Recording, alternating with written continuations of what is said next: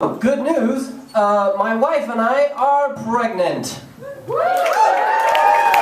Thank you. Normally I don't like it when people say that we are pregnant, but I think it's justifiable in my case. Now it's your turn. It's just as horrible as they say.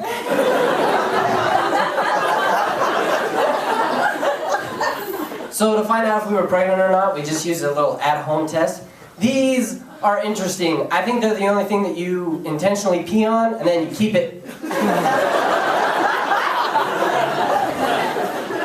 I've also heard, though, that you're supposed to pee on jellyfish stings, but that may have been made up just, for really gung-ho Boy Scouts. But if it's true, then you could keep whatever gets stung and then you pee on it. So, like feet and, pregnancy tests. You can keep those things afterwards. So the first few weeks of pregnancy was like really rough on my wife. She was sick all the time. She couldn't eat like anything, even really simple stuff. I'd be like, honey, you gotta eat something. Can you at least have these crackers? And she'd be like, you know what? There isn't anything in the whole world that I want less than your crackers. Saltines, give me a break. At least bring me some Townhouse. Come on. Luckily, we're through that stage. Unfortunately, we're into a new one where she's getting all sorts of really strange cravings. Like, I'll be running out of the house in the middle of the night. Sweetie, I'll be back as fast as I can, I promise. She'd be like, good, you bring me the best plate of liver and onions I've ever seen. Or I'm gonna eat your liver.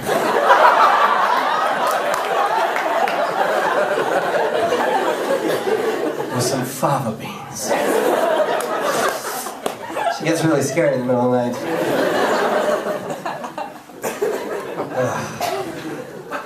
Yeah, so week 10 of the pregnancy rolled around, and this website was like, your baby is now the size of a kumquat. I was like, that's great, what's a kumquat?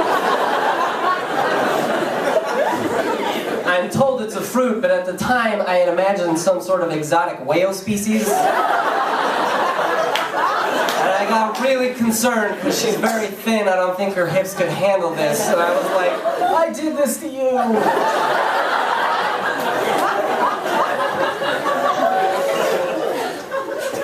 So I was reading an article in the newspaper that got me thinking about names for our child. And it was an interesting article. It was about this girl in Iceland. And she's suing Iceland for the right to her name because apparently in Iceland they have a national registry for names. So if you don't name your child from a name on the list, their name is illegal. And they have to be referred to as boy or girl in school. I was like, I cannot believe this. This is a great law. You guys, we need this law in Utah.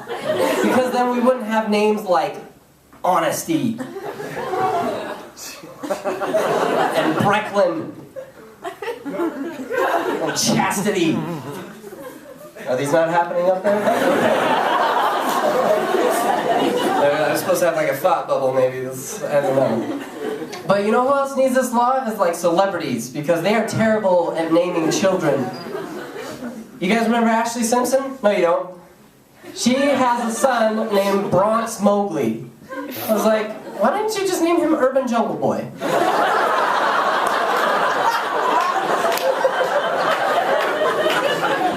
Penn from Penn and Teller has a child named Moxie Crime Fighter. I don't even know if this is a boy or a girl. They're going to hate this growing up in life. People are always going to be like, boy, this kid sure got Moxie. And you're like, thanks, 1935 reporter. So, recently, my wife has just barely started to show. And she was complaining to me about this the other day. She's like, look at this. I'm barely showing. My belly button's starting to change. I have an outie. I was like, look, you're looking at this all wrong. This is a great opportunity for you. You're going to be able to clean 100% of the surface of your belly button.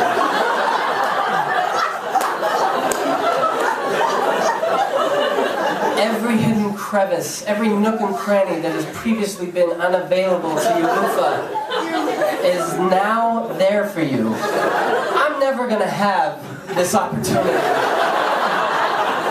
If something gets lost in my button, it stays in my button.